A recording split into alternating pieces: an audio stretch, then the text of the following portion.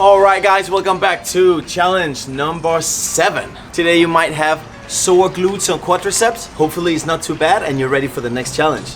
Let's get it started.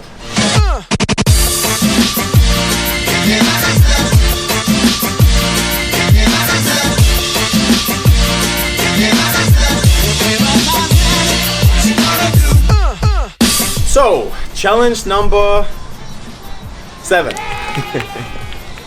Challenge number 7 will be a plank challenge.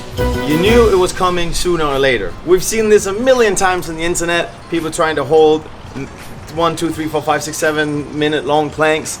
And now it's our turn to do it in the challenge right here. Let's go over what a plank really is. A forearm plank is basically you being on your forearms and your toes and then bracing your midline to creating as straight line as possible from your shoulders down to your heels. Now, there are many ways that we can do this right and wrong. First and foremost, your width of your hands is whatever you feel comfortable with. Usually that's going to be shoulder width. Your hands can be in the ground like this, or you can grab your fingers together like that.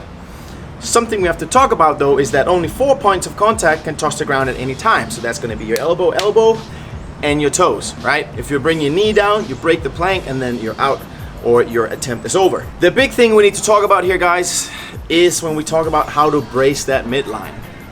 Something I don't like about a plank challenge, when we see all these people online and they're like, yeah man, I did a 7-minute plank, and you see them, they're absolutely collapsed in their spine. There's no musculature anymore holding their position. It's all just joints and ligaments.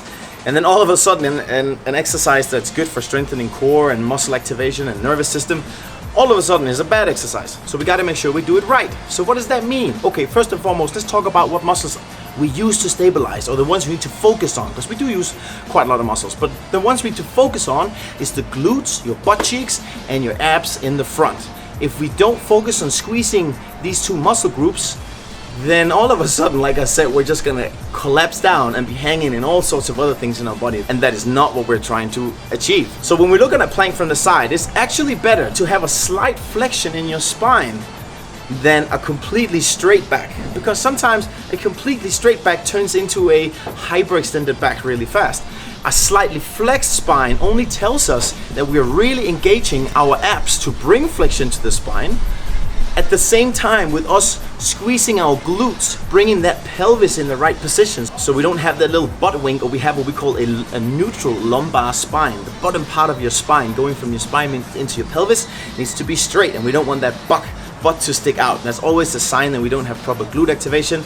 So when you're in that plank, think about 2 things. You're gonna sit up for it, and then 1, squeeze your glutes, 2, squeeze your abs. In today's challenge, I need you to focus on it, because here we want to do it right. Anyways, film yourself do it if you want to, and you can upload the last 10 seconds of your attempt to Instagram, tag Sir Castleback, and I will throw you in there with all the other lovely clips of people sending me. And we can help each other build the biggest and best community here in the beginning of 2021.